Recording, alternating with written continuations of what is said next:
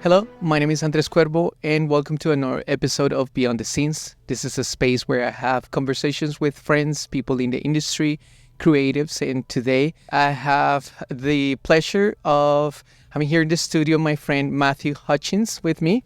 Yeah, good to be here. Awesome, great. And one thing that I love about our lives is that there's some points that kind of cross and things in common, especially growing up in Latin America. I grew up in Colombia, and you were in Venezuela, eating arepas probably at the same time. So I would love for you to share, a little bit of your upbringing in Latin America. Sure, yeah. I mean, I grew up in Venezuela. I'm very gringo, but we moved there when I was about 8 years old and lived there till I went to college. My parents lived there years after, but and then I went back after college. So a lot of my formative years are spent in Venezuela. So what type of work brought your family to Venezuela, and how that impacted you later on in your life? Because when you went back to Venezuela, you were also working in like very interesting projects as well. Yeah, so I mean, my parents were missionaries, so they went there to do church planting in Venezuela. And so we grew up east side of Venezuela, working in like a fishing kind of town, and then later we moved to Caracas, the big city. So it was a cool way to grow up. Not only just a different culture, but also being in part of my parents' ministry and stuff like that. So after college, I actually went back for a couple of years to Venezuela and worked with the Indigenous cluster, as they called it, which is like ministry towards like different Indian groups. There's like 28, I think, different tribes in Venezuela. So that was fascinating, because I was, even growing up there, that was something I didn't see much of, besides like in pictures, or I think we visited like, some little, it's kind of like tourist destinations, but going back, we spent a lot of time with different tribes, sleeping in hammocks under thatched roofs and fishing and carved out canoes and stuff like that. So yeah, it's kind of wild that like people to this day are living like this kind of like pre-even Stone Age kind of lifestyle. So.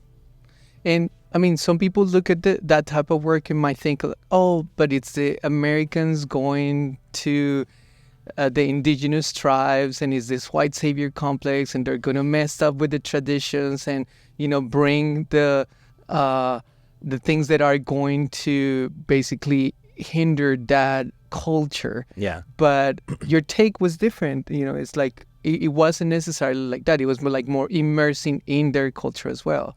And you said like they're gonna get the development or whatever anyways in another way. Yeah, I mean, different groups try to be as respectful as possible for cultures. Like in groups like new tribes, and they'll come in and learn the language, learn the culture, and make sure they do things that are like culturally appropriate in the context. But ultimately, they're there to teach the Bible, and so that's going to be different. That's going to be a change from what indigenous culture was previously. But the thing is, change is coming to all these different Indian tribes.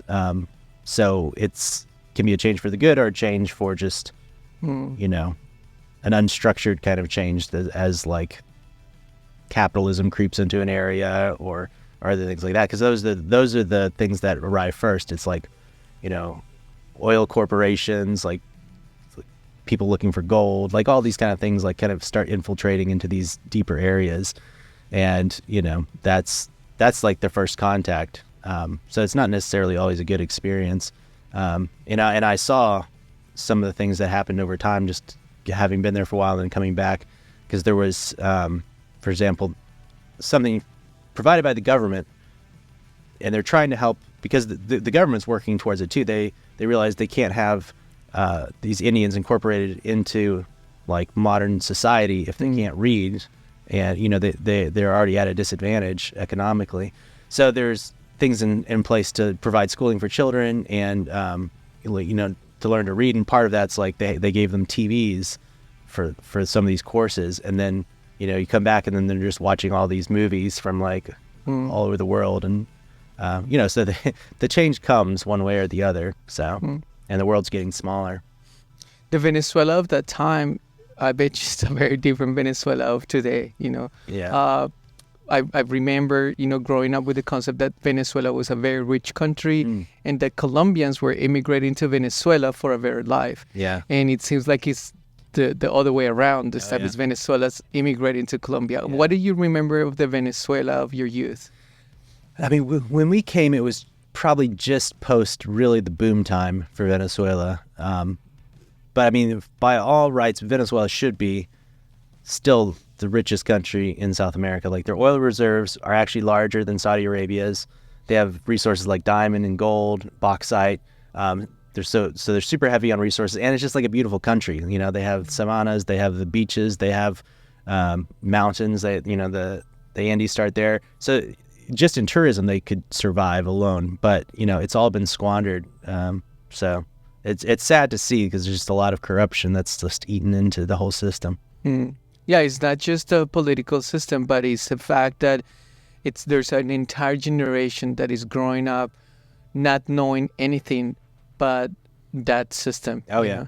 Well, and that's part of it too. I mean, like, the system that, like, I don't want to go too political and everything, but the system that was put in place, they actually made separate schools for children that were like the Bolivarian schools. These are the nicer schools. It was like, we're making the schools better, but we're making these separate schools, and you're going to learn, like, you know, Indoctrination. It's basically indoctrination, you know. And I saw some of the school books, and it was like stuff about Cuba and our great leader and like the great coup, or, you know, all these like things. It's like a lot of indoctrination. And yeah, I mean, like, now all these adults have grown up under that system, you know, like the people that were kids then are now adults, and that's all they've known. Which is the hardest thing to break. You know, you might think, okay, but why don't Venezuela just go and live somewhere else where they can have a better life? Well, they're doing it in mass. Yeah. But there is a whole cluster of people that do not want to live, that have grown in that regime, and that they don't know anything else. Yeah. And that, you know, it's ingrained in their mentality, you know. And I love Venezuela. I would go back there, and I would live there if I could, at least for a while. And you know, but yeah, it's because it's a beautiful country, and I love the people,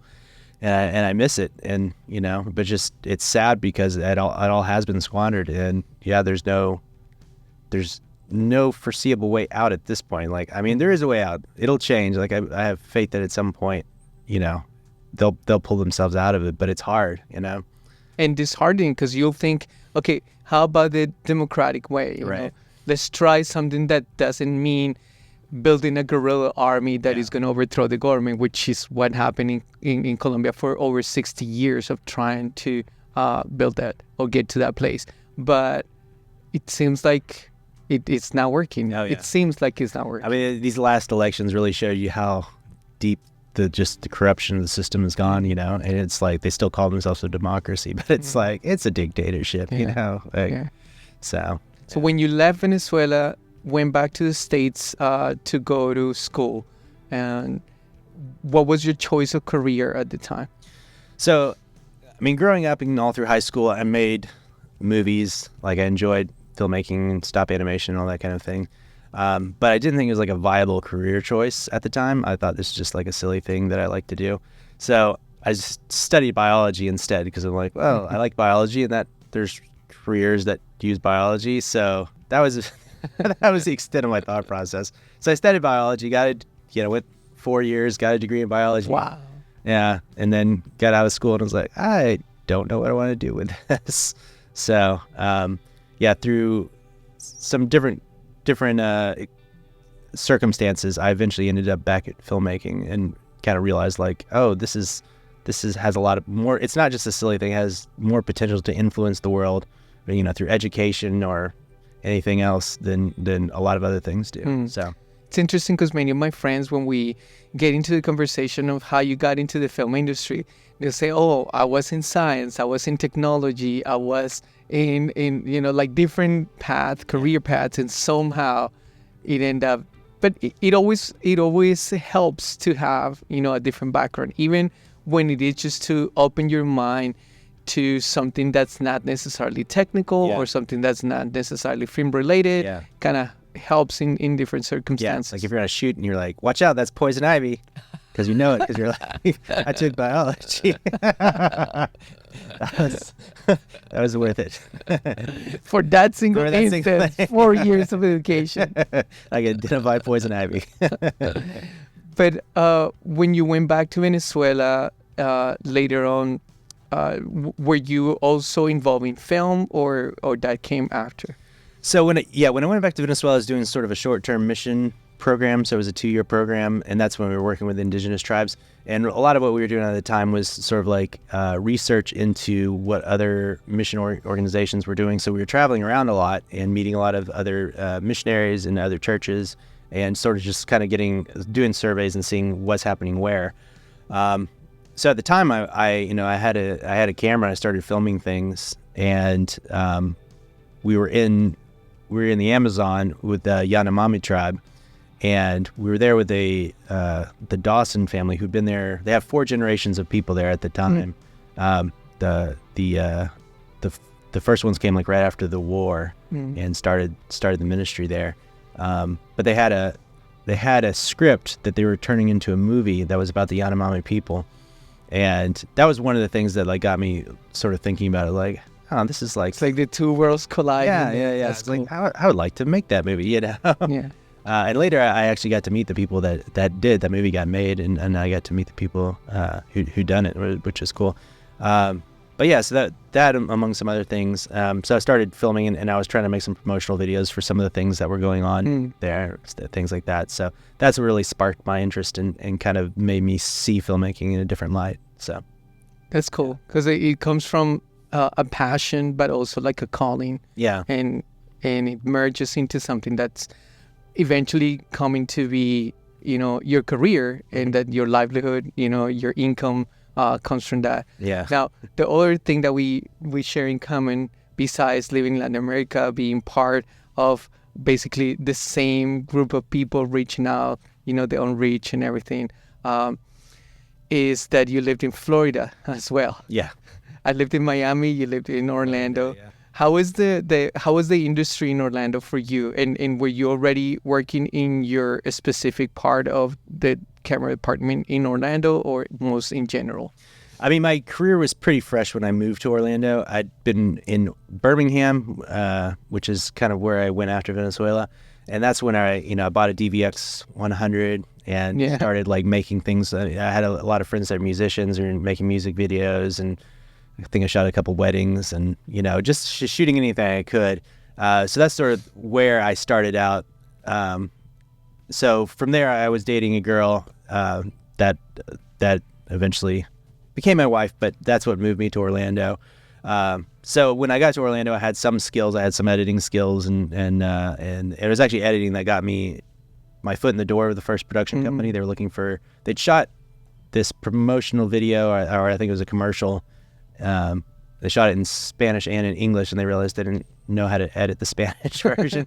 So they it was a Craigslist post, and I responded to it. They had someone talk to me and make sure I could speak Spanish, and brought me in to edit that spot. So that was my foot in the door. And then, the more you work, the more people you meet, and it just kind of expanded from there. So That's cool. yeah. But yeah, the industry in Orlando is very built around like commercial and corporate. It used to have a thriving kind of like narrative film industry back when Florida had like incentives, but those were eventually voted away, and the industry that side of the industry kind of died off. But that was before my time. So when I was there was a lot of commercials and a lot of corporate. Yeah, you have Disney there. You have the cruise lines. You have there's Universal, SeaWorld. Yeah. It's like a very big entertainment hub. A lot of people come to Orlando to do like their summer spots, because it'll still be winter everywhere else, and you can go, make your fertilizer spot, or, just like a windy kind of like outdoor summer commercial. So. And is that where you found your niche with Steadicam, or how was your transition into a Steadicam operator? Yeah, I mean, Steadicam is always something. I think movement in general is always something that I've been attracted to. How do we make this camera move? How do we get it off the tripod? And obviously Steadicam, it just adds a lot of production value. So my first Steadicam, the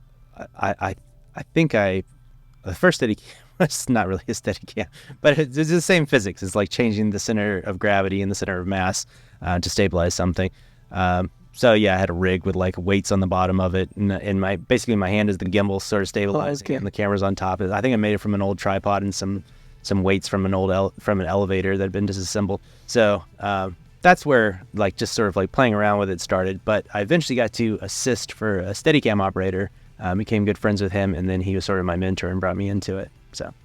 Now, many people see the Steadicam as like, oh, this big thing and it's super hard and very specific, but it seems like it's just another tool. Yeah. And then from there, you can look at like motion heads, you can look at dollies, there's so many, tools that can basically do similar things, but to each its own, Right. It's like there's some things that the Steadicam can't necessarily do, and maybe a gimbal will go through some stuff or, the type of stabilization.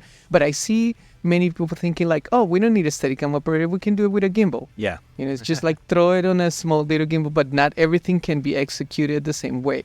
What is your take on like the difference on the different tools?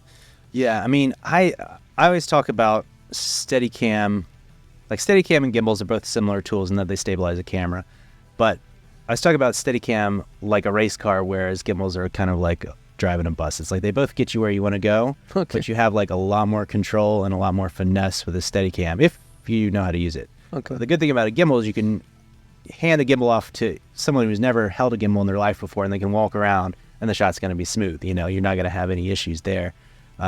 But yeah, there's something about Steadicam where you're really connected with the camera, and you can make it do exactly what you want to do. Where the gimbal, it's always just like, the rig is like a little bit behind you, and you're anticipating things overshoot, and the headroom ends up weird, and it's for wide stuff, it works pretty well. But once you get into like tighter shots and things, it's just like there's like a loss of control.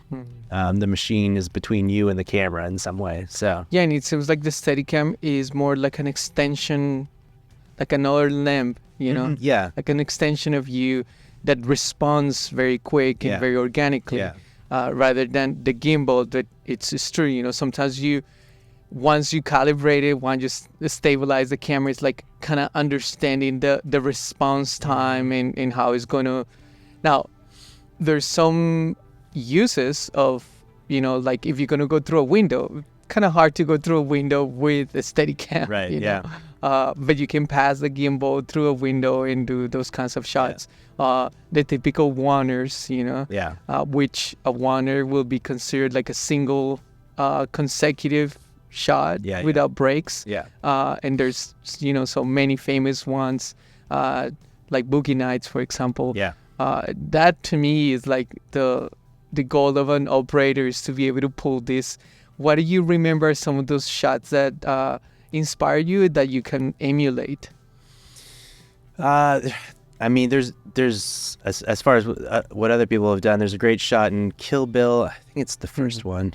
Yeah, just like this long continuous shot that ends up coming up above. It's where she's walking, I think, into the nightclub to have the big sword fight. And yeah, it's an epic shot, But yeah, there's and then there's whole movies that were shot, Steadicam, which it's like, I don't know if that's a good idea, but some of them have been done better than others. But yeah, there's a lot of really cool. I mean, didn't Birdman had a lot of Birdman was incredible. Yeah, Birdman was incredible. I'm thinking more the arc was like very long and very like, I felt like that was the gimmick. It's like, it's all one shot, and it's like, should it have been one shot? I think it was the rope was another one. I think, but yeah, it's been done multiple times, and sometimes people are like, oh, I have an idea, I want to do it more with a. That is cool, shot. And I love it. I love it when they want to turn a scene into a one-er, because it's a really cool challenge. And the thing about camera movement though is like, it's like you want it to enhance what's going on,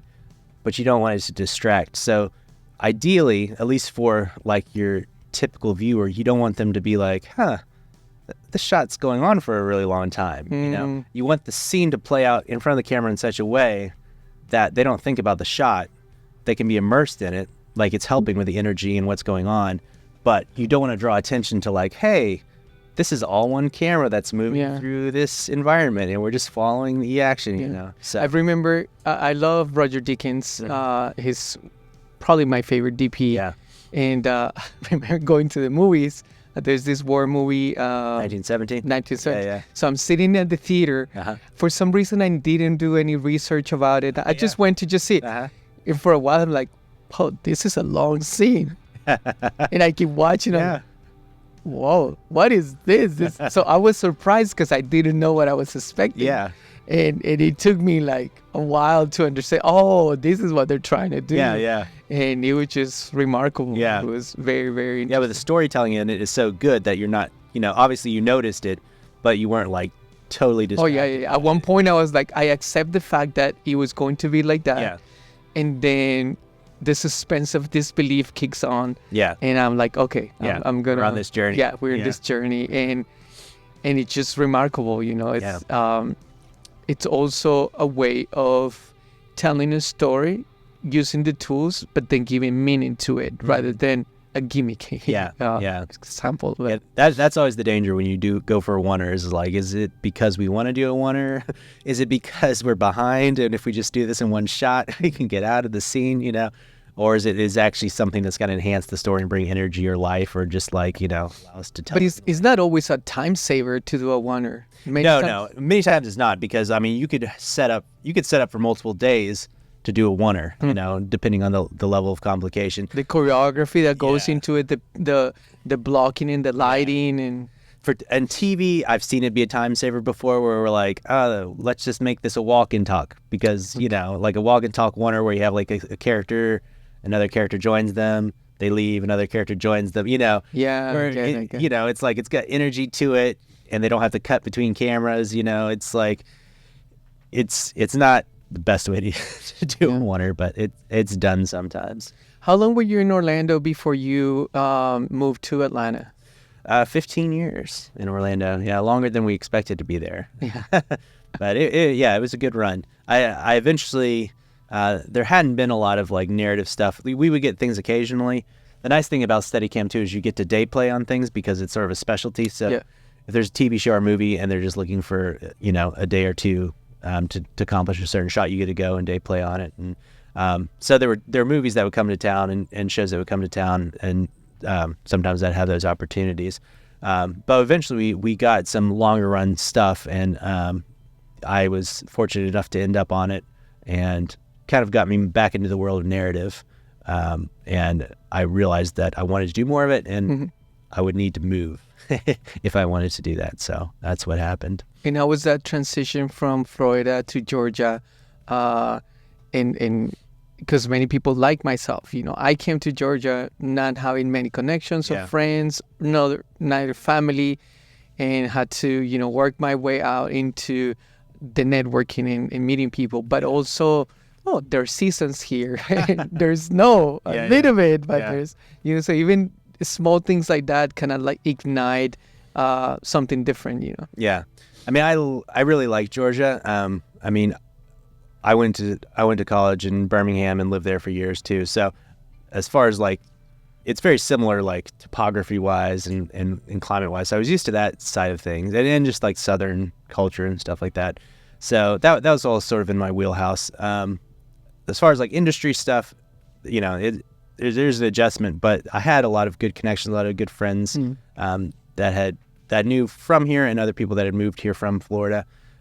So that was a good foot in the door pretty quickly. And I moved at a time when there was like a high demand. It was kind of the streaming wars. Yeah. So there was a lot of stuff going on and I had a decent amount of connections that allowed me to start working pretty quickly. So what do you see as far as like industry related? And I know we're talking a lot about work, but it's important because, it's something that we share. But what do you see industry wise going on in Georgia, especially in the camera department, episodic of narrative, and how do you see there are adjustments right now to it? Yeah. We're in a time right now, I think we're not going to see the industry in a place it was like pre-pandemic and even post-pandemic, because the whole landscape has changed. The whole streaming thing has not worked out the way companies hoped it would. And so I think right now, everything's being reshuffled. Everything's being rethought. People are trying to figure out, cable's not working. We saw cable's dying, and then streaming's not profitable. So I think these studios are trying to figure out how do we make money. But like, I don't know, like I don't go to the movies as often as I Yeah. used to. And I cut the cable. I don't have cable. Yeah. I just watch streaming. Yeah. But the streaming is not working. Yeah. But people are still consuming entertainment. So Yeah. what? I know. I don't know how they're not making the money, but I mean, Netflix, I think Netflix is the only one that's actually doing it profitably, or at least, I mean, maybe they don't claim a profit, but I think they're doing fine. But it's like everyone else is trying to like get into that space. Disney, I mean, they nuked their properties because before, like they had their properties behind paywalls, you know, you would like, they would release a movie in the theaters and it would be like 6 months before it would come out on, you know, Yeah. on DVD. So like you would want to go see it in the theater because otherwise you would wait forever. And then once it came out on DVD, you would need to buy it because they're going to put it back in the vault. Remember the vault? Yes. You're like- Yes. And so like you couldn't even buy, there's movies like from Disney that you weren't even able to buy. And now it's just like, here's everything, you know, and it costs you $10 a month. So it's, yeah, I don't think that was a good move for them. I mean, it was all going to change anyway, but I think we're all just in that boat of trying to figure out what is going to work. And obviously people still want to watch shows, want to be entertained, but what does that look like? And plus you have things like, you know, social media and YouTube and those things that take a lot of people's time, and the younger generations especially gravitate more towards that. So it's like, if the ad dollars go to that, then there's less ad dollars to go to TV. So who knows? The question sometimes in our side is like, what do I do in the low tide? You know, it's like, Yeah. what do I do when there's not that consistency of work? There might be work here and there, so it's not like you're completely out of work, although sometimes it seems like it. Yeah. But you know, it starts taking a toll on your health physically. Yeah. You know, you're maybe not as active, but also mentally you start thinking, is there something wrong with me? Like, is it just the industry, or like, why do I see other people working and I'm not working? Or and also the stress of like paying bills and stuff like that. It's almost like you can decide to channel that energy into something productive, or you know, just feel miserable and just keep feeding those negative thoughts.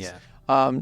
I know that, for example, for me, having this space with the show and like connecting with my friends and even meeting new people in this low tide, going to networking events has been, you know, really positive. But also in your case, you're putting that energy into creating, into you know, venturing into new things. So we'd love for you to share, you know, what you're doing in this time with the wheels. Sure. Yeah. So I have a side project which I've put much more time into than I thought I would be able to. So I make wheels that are for training operators on how to use wheels, basically wheels that are used to control a remote head, or a gimbal head. And it's something that like historically has not been super easy to get access to and to train on, because you either have to go to a rental house, check out a gear head, put a laser on it, and do like a maze or something like that. So it's a lot of trouble, and it's not very exciting. It's kind of boring. Also not that applicable because you're controlling a laser through a maze, which doesn't come up on set a lot. The other option is to just own a ton of gear, to own, you know, a remote head and wheels and all this stuff. So it's thousands of dollars in investment, and then you still have to shoot something. You have to bother your wife or your kids and run around so I can follow you with the wheels. So what I thought would be a better option is to train using video games and on the computer. So basically the wheels function as a mouse and allow you to play games, and also other applications that you can use to practice and get that training, because it's a lot all about muscle memory. It's like driving, or it's like, you know, playing a video game. It's like you want to get to a point where you don't think about which direction you're turning the wheel. And so that's what it's mostly used for. And then I've also expanded it to allow it to control some other gimbals in the real world now. Because like when I think about wheels, you know, I think of like big pedestal tripods, you know, they're on a studio, you know, it's like you don't get to operate, you know, gear heads often unless you work with those big cameras, you know, the support that they need. Yeah. Or if you're working with a remote camera setup, like it's on a crane, or, you know, it's on a car and you need some kind of control over it. In today's world is like yeah, I can control it with a joystick. I Yeah. can control it with a video game control. Now you can use that. I can even control it with my phone, just Yeah. moving it around. But what is it about the wheels that makes it so unique and specific to be able to have camera control? Yeah. I mean, the wheels just give a lot of precision to the movement. I mean, some people are very good on a joystick, but it's hard to like land a shot, a lot of times with the joystick. It's hard to have the same. It's sort of like Steadicam and a gimbal in that regard. It's like the wheels give you a lot of precision. You can even time out like the number of rotations. So like if I know that your headroom needs to land here, I can roll it back up to, where we start and know that it's 4 turns and the headroom's going to be perfect. So as you're walking up, I'm just counting 4 and it's going to land, I'm not like on the joystick and like, oh no, don't overshoot it. And then I cut off your head. So, that's sort of one example. But it's also, you have both the axes are separate. So unlike a joystick where you can accidentally start to creep into the other axis, you have your So instead of going up, you're going diagonally a Right. little bit. Yeah. So yeah, you have them separate. So like this is your pan and this is your tilt. So it just gives you a lot of precision. I feel like also, even if you do not operate gearheads or wheels, it is a good practice to learn a new skill. Yeah. Because you never know. You never know. And that's the thing with that I found and why I wanted to start learning or finding another way to learn more. Because that's what I was seeing is like you're thrown into it, the opportunity arises. And that's the thing with any opportunity is you need to be ready for it. And you have to be prepared for it. It's like anything. It's like when the opportunity arises, you need to have done the homework because otherwise you have this opportunity and it's squandered. So I was dangerous enough to know how to operate wheels, but every time it was like butterflies in my stomach and I'm testing the wheels to make sure I'm turning in the right direction before the shot, because as soon as you turn it the wrong way, it's all over, The car went that way, the head went that way. And even if you correct, it's like, no, everyone saw that, that takes busted. So, so that was where I was like, okay, I got to get more time on these. I got to figure out a way to get really comfortable with them. And that's, when I came up with the idea. I think also, in general, it helps you to be more spatially aware. It helps you to read the movements of the talent even better. Even if you're not operating, it translates to your skills of using a standard tripod or other ways of moving the camera. Because when you're moving the wheels, it's almost like your brain thinks in a different way. Yeah. It's like you're forcing your brain to think in a very specific way as far as like headroom, leading space, following the movement, almost like being there with the talent. I don't know if that's the same with the at least I don't feel like it's the same with the tripod. But I think it's awesome. But also the fact that you have to design not only hardware, but software as well, get into that. How's been that like experience of actually creating a tangible product rather than creating content? Yeah.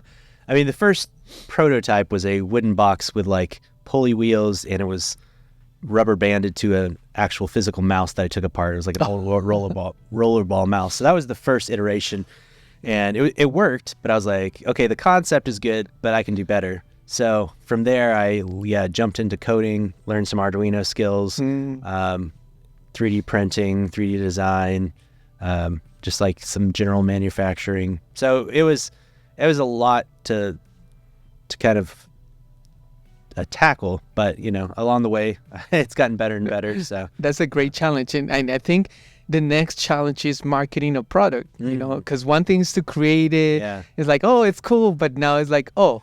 Now I want to bring it to the public. Yeah. People are excited about it. Yeah. And then comes all these challenges of actually, marketing what you do. Yeah. It was something that, because this project I've had going on for years, because it's really the pandemic that gave me the time initially to start developing it. And then, things got busy and it was sort of something I would do in between jobs. But then with the strikes and everything, it was like really leaned back heavily into it. And it is at a point where, I'm making a lot of them and the marketing and just the production of them has to like kind of increase. So, but it's a good problem. It's a good problem to have. So there's a lot to figure out, but it's keeps me sane right now. Exactly, and I'm excited to see what my friends are doing in difficult times, honestly. And it seems like it's through difficult times that you are able to create, and it's almost like an acceleration of either negative things or positive things. I feel like the pandemic was like a magnifying glass. So it wasn't necessarily good or bad. It was just a magnifying glass of the realities of our human nature, or the realities of our interactions, of the realities in our society, where it can amplify what was good or amplify what was bad. You know, sometimes the lack of communication in our family, and it was just amplified, because now it's not the excuse of, I'm going to work. It's like, oh, we're here all together and we're still not communicating effectively. And I feel like when we translate it to work-related things, it's like, you're not working, so how much value you put into work as of defining yourself. And I'm guilty of many times defining myself according or finding my value in the things that I do and the work that I do. And when I don't do that, when I don't work as often, then it's like, oh, that value kind of shaken, you know. Finding positive ways to almost like redirect those energies, find ways to create, because we're creatives by nature. That's what we are doing, what we're doing. But it doesn't always mean that we're going to create the same way. I don't know if you found also that satisfaction of, I know it's a challenge, but also it's a satisfaction of creating a product, creating the wheels, marketing it, seeing other people use them, the utility that it brings. I don't know if that also brings you kind of like that satisfaction as well. Oh yeah, I mean, the cool thing about this project is it's something that I needed. It's something I needed for myself, and it's something I was like, this would help me out. And so that's what I see in other people, is like, they really see it as something that's going to help them in their careers. They recognize the same thing that I recognize, that we need a better way to train. And so, yeah, I've just had like a lot of positive feedback about it, and a lot of interest in it because of that. So, and some of these projects also create opportunities for us to, like in my case, you know, doing creating content, and I'm involving my kids, and my son wants to do a podcast reviewing gear, and my daughter loves storytelling, so she wants to get into storytelling in front of the camera. And I know you've been able to somehow involve your kids in all these creative endeavors, just like another opportunity to spend time with them, do an activity and connect, and also I guess for them to also understand the kind of work that you do and relate to that. I mean, that's the thing about it's been a hard time for everyone, and it's hard when so much of your life has been defined by work, not to define yourself by that work. But what you have to do is really appreciate the time you have, because there's things that, I mean, I've spent a lot more time with my family than, you know, I ever have before. And so trying to like not just like, I don't know, go into a negative spiral where I can't appreciate that time. That's the struggle, and also like just the challenge, you know. How do you appreciate the time that you do have, even if it's not your choice, and what do you do with it? And that's where, like, you know, this project has been something that I'm working at it, but it helps that I can bring my family into it, because that's one more way to spend time together, and I can also see something that I do, unlike a lot of the film work that I do, where they have no idea what I'm shooting, or will never be allowed to watch what I'm shooting. So it's been a cool opportunity to work together, and sometimes there's like, why are you still working on the wheels? But it's like, you'll see one day. You'll see when you have food on your table. But you know, do you like those shoes, kid? Exactly. But the topic of family comes in a lot of these interviews. Some people chose not to have a family because they're so immersed in the industry, and they have this such high goals that, you know, they understand like having a family is going to be a hinder to the ambitions that they have. And then other people that I've talked to have gone through divorce and second and third marriages, and it seems like it's really hard for them to find that balance. And for some, you know, it's like a sacrifice to the ambition, the career, try to find a balance. How has it been for you to, want to thrive, want to do narrative, move to another place because you want to pursue better opportunities in your career, but at the same time, move with your family and try to get the time? What kind of sacrifices and things you have to do in this industry? Yeah, I mean, everything comes with sort of a trade-off or sacrifice, So it's like you have to sort of like weigh what's important to you and like what you're willing to do for it. And I think that is true. Like there are levels of career that like would be really hard to do while having a healthy marriage and like family life, So if you want to have that, and I'm not saying that someone couldn't have like a great career and a great family, but it's maybe if their spouse or something are involved as well. I know, because like going for 6 months shooting a movie, not seeing your family is hard. It is hard, and I mean that's where some things I've ruled out for myself. It's like seeing TV show DPs and how much they have to be involved with the productions and stuff. I'm like, I probably don't want to pursue that. I'm okay with the long form, but I like to show up and walk away at the end of the day and not have to worry about it on the weekends and be able to spend that time with my family, And that's part of the reason we moved to Atlanta too, is I was working up here and my family was down there, and it was like, I got to a point where it's like, oh, we can't do this, we either have to make the move or I just have to go back to Florida and just be content working there. So we decided to take the plunge, do it. And, if nothing else, we could say we took the shot. So, but yeah, my family's the most important thing. So, if I had to walk away tomorrow from the film industry, I would. But yeah, so it's like, but it's also something you always have to keep on your radar, It's like your life's always changing, your family dynamics are always changing. So it's like, are you giving your family the time now that they need? Because it's not the same as it was before. Yeah. Like I had small kids. My youngest is 8 now, so I'm out of that really little kid phase. Okay. And that's a very different phase than what I'm in now. They still need me, but they're all in school till 3 p.m.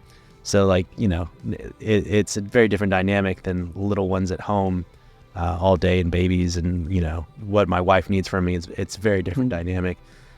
So that's part of the reason I didn't do narrative or pursue it as much in the beginning, is because I knew the demands would be greater on the family. So. And at the beginning, we were talking about how faith is an element that brings your parents to Venezuela, that also brings you back to Venezuela, and that is present throughout your life beyond your career. I see that like kind of resurgence of faith-based content. We have Angel Studios doing a lot of like things, and almost like Hollywood looking at stories from the Bible in perspectives like that to make films about it. What do you see? Because like many people dreamed of like, oh, I want to make movies that are this and that, and like me and like you, we end up working in some things that are like, man, why am I doing why this? am I here? This is not what I thought I was. No one can know. But what do you see in the faith-based market that it's positive, and what do you see that from your perspective being in the industry is something that has to change? I mean, I've had the opportunity to work with a lot of faith-based things in Orlando, and more in like the commercial, promotional side of things. And it's always great because it feels like I'm helping promote a cause that I believe in. On the narrative side of things, I think that's a harder nut to crack, because it's and there are good things being done. The Chosen, I mean that's probably the most successful. Chosen's probably the most successful like modern kind of narrative production. I feel like a lot of faith-based things, and I know people that work in them, and I would like to be involved with those. But it's also like, who are we making them for? Well, I recently watched this film Cabrini, that is about this nun from Italy that came to the States, founded a couple of orphanages and hospitals in New York. Yeah, I didn't know about her and her story, and I feel like there's so many stories like that. Yeah. but it was beautifully shot. Yeah. I was very surprising. It was very surprising and refreshing to see that it was shot with an exquisite taste. Yeah. The photography was not extremely glossy, but also it wasn't mediocre. It was very well executed. I think it has good actors. I think the script was it was moving the story Those forward. are all things faith-based films have suffered from in the past. Yeah. So I was very surprised, and then I've watched a couple of films that do not necessarily come with that idea, but that bring that element. Yeah. There was a film. I don't remember if it was The Fighter. It was two brothers. They were fighting each other in like MMA style. Yeah. Man, that film to me, even though it wasn't commercialized and it wasn't promoted as a faith-based film, but had very, very particular elements that were challenging to myself. Yeah. And I see that more and more. Is either Hollywood tapping into a profitable market, or genuinely being interested about stories that bring to the surface the value of faith. Yeah. So I feel like there's two waves. One of, people wanting to go into the marketplace and create something for a very specific demographic, and a lot of cheesy things come out of that. And then where people want to explore something different that is not so negative, that is not so, because like we got to a point where we, like, as much as I love Breaking Bad, to me it's like, why am I rooting for this guy? Yeah. It's like this villains put in, it's like all these TV shows about Colombian drug lords, like Narcos and stuff. Yeah. It's like for many Colombians, it's like, okay, cool, but can we do something else? Because Colombia is not only that, and some people are like, really, this is the best phase that we. And I feel is also happening in the faith-based space. It's like, really, is this the best we can put out? Is this how we want to be portrayed? Yeah. So that's kind of like the way I see it. But to me, it's interesting to see other perspectives when it comes to faith, which is something foundational, and then the film industry, which is something that we work on, that we have experience, and like how much of that is part of what relates to us. Yeah, I think that there's something about films where there's certain rules. Like one rule is like, don't tell people things they already know. Preaching to people, any sort of message can't be done in such a way like you're just like telling them straight. Like this is what it is. There's something about, and I feel like some of the faith-based things, it's almost like they require it. Like they're like, we have to have a sermon in this movie, like an actual sermon. Where I think things, if you want to have a message in a movie, it has to be a lot more subtle, and it has to be not where you're telling someone something, but you're making someone think in such a way that they ask questions. I don't know, because like it could also be direct, like The Chosen. But executed in such a way that doesn't take away, the importance of the film as an art. Because there's people who are not religious, they're still watching The Chosen because they find a specific value on the story and the characters, and the wardrobe and the richness of the execution. And you can say like that's a very direct. Well, message. that's very direct.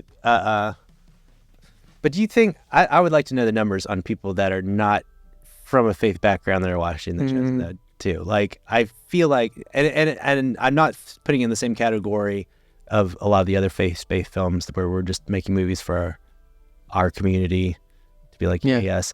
I think it's a lot higher end than that. But I feel like, so like the movie that I think is the best example for me was Chariots of Fire.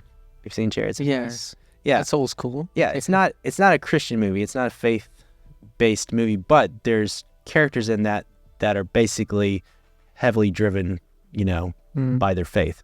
And I like sort of that approach where it's like a secular movie, but there's faith-based elements in it. And I think any movie is good if you can walk away from it and it stays with you and there's something to think about, after it's over.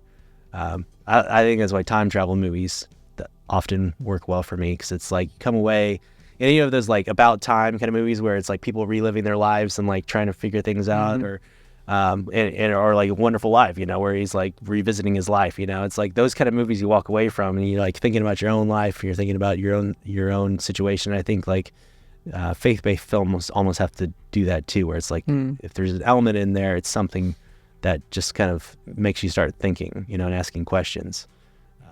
Because there's another group of films, like for example, Aronofsky's Noah. Mm-hmm. I had a lot of questions about that. Exactly, but that also shows there is an interest. Yeah. In these stories. Yeah. From a different perspective. Yeah. From a different view. From a very creative leverage from the director and the writer. But it shows that there's an interest, that there's curiosity, and that the people who would hopefully lead that way are people who engage the same way, not just interpret artistically what they think it's going to be. Yeah. But I know I'm just always curious about many people going to, and especially young people that I'm meeting now, young people that I'm mentoring myself, that's their dream. I wanna grow up to be a filmmaker that's gonna make movies about faith, and I wanna reach out to the people in this new language, because it's like the new parable language of our times. And I was thinking, like, I don't know, like, I could be wrong, but it's challenging into the society. I mean, it's like movie making in general. It's like it's hard to make a good movie. It's easy. It's not easy to make a movie at all, but it's hard to make a good movie. It's a lot easier to make content in a faith-based world that's like something promotional, informational, something like that, something that tells like a kind of like a documentary type story. Those are a lot more I think easy to accomplish, but I feel like narrative is harder. I definitely think we are part of an industry that is very important in shaping culture and in shaping the public opinion as well. I think that as much as filmmaking as an industry and as an art is influenced by society, we also influence society. We also are part of the machine that shapes how people think. Right. Not everybody takes a philosophy book and reads about theories of space and time, but they can watch a movie that is challenging them to think differently about space and time, and I think that's how big ideas kind of disseminate into us, the masses, through these writers and these movie makers. So when you look at the amount of information and sources of information that people consume, there's very little that's coming directly from an author in a book, especially like something that has like a lot of value to it. But through movies and TV shows. But I'm glad we have a lot of things to talk about in this type of interviews with friends. And I appreciate also the fact that you can share these like multicultural experiences. Not everybody has a chance to live abroad, or sometimes I think maybe not as much now than before, but sometimes Americans will have, the stereotype of like not going out of the country, so they are open to understand other cultures. But I definitely think that traveling, and not just traveling for pleasure, but traveling to understand other cultures, will really open your mind, especially as a filmmaker. When you're talking about stories, when you're talking about characters, it always brings back memories of places and situations or particular people, and you can almost like write characters based on those experiences. So I appreciate that you share some of that background. I also appreciate the fact that you can encourage people with what you're doing as a side hustle, but also like in those times where, well, I'm not working. Let me put my mind into create something. But not everybody necessarily has an idea of how to channel those energies into something positive, but maybe they just need some type of encouragement. Maybe there's somebody out there right now that is thinking like, what can I do? I don't have enough jobs. What can I do to excel, to to create something different? And what would you tell somebody that's, in that fine line of like doing something or not, or doubting themselves as well? I mean, when it comes down to doing something or not, I think like doing something should win out. It's like you got to put yourself out there and you got to try something. So if there's something you truly believe in and you're passionate about, I think it's worth taking the opportunity to try it and see where it goes. I mean, when you look at things that people have made, there's all sorts of like inventions and things that aren't even like that complicated. And they have success with them because they put their heart into it. They make it interesting. So I think if nothing else, you give it a shot and, you could say you tried. So, because it's also like the fear of failure paralyzes people from creating something.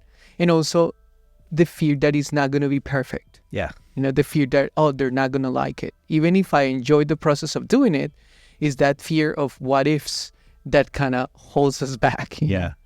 And that's a constant thing too, because it's sort of like the imposter syndrome that we all encounter in like all aspects. But it's like at some point, like even like when sales are good and everything's going well, and you have a couple days where no one's like messaging you or anything, you're like, does no one else want these? Have I sold all to everyone that could possibly want one in the whole world? Yeah. So there's like just these funny fears like that pop up. But it's a journey. And there's a lot of challenges along the way, but I think we grow through that, and it might lead us somewhere else entirely different. But it's worth taking that leap. So I think liberating yourself from that pressure of ambition and saying like, I could be content as well. Yeah. I can value my family, my time, my rest. My physical and mental health as much as I value being successful in this area of my life. Yeah. I mean, I think contentment's one of those things where it's like, you're never going to reach contentment. Like if your goal is like, this is the thing that will bring me contentment, it's not going to be, because once you get there, it's going to be something else. So I think the starting point is like, how can I be content where I am? I still need to work towards those things, but I need to work on like really being content with myself and my life and, still striving, but realizing that like that kind of peace and contentment is not something that you're going to like level up to. It's almost like that is not a place or a destination, is an attitude. Yeah. Yeah. It's like the journey you're on. Like that's what you're content with. It's like, not that you're content in the sense that you're not going to strive to be here later, but just like, this is where you are in the journey and I'm content here, but I'm also moving towards something else. So having a plan. Yeah. Or I don't know if it takes the same amount of work to go into a deep, sad, depressive place than it takes to create something new and positive. But like I was talking with a friend, it's a choice, and the fact that you choose to create the wheels, and I think that's going to be also very positive for other people to learn a new skill. Yeah. So it's awesome to learn that for you. Now, if people want to know more about your project with the wheels, or they want to find out more about your work as a Steadicam operator, or they want to see your kids interacting with you with all those toys that you're making, how can people connect with you? Well, my wheels project is it has its own Instagram account, so I post most things there, and that's at Hammerhead Wheels. And why Hammerhead Wheels? Because it kind of looks like a hammerhead shark, the head of it. Oh, the head. Yeah. I thought it was your biology background. I just wanted a fun name, so that's what I went with. So, yeah, that's pretty cool. Yeah. I was like trying to think of some like film related thing, and like looking at like film reels and like. Oh, okay, yeah. Like, okay, this is dumb. I'm just gonna call it. That's awesome. Yeah. With this project, it's just the beginning of some more cool things, Yeah, it's cool because the project has led me to like meet a lot of other people and people that have helped me along the way with different aspects of it, and I'm also working with for the future of it. So it's cool when you put yourself out there and start doing something.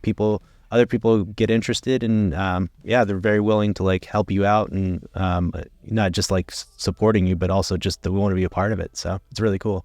Yeah, because that's the value of sharing in social media, is that other people might have ideas to do with the product that you're making and just like expand. And I think that's the value of sharing, that more people can connect to your project, more people can connect to you. They can be encouraged to create their own things. So if you like this interviews, share it with other people. Let's continue to create this community where we learn about each other, and by sharing, we also grow together. I'll see you in the next episode of Beyond the Scenes.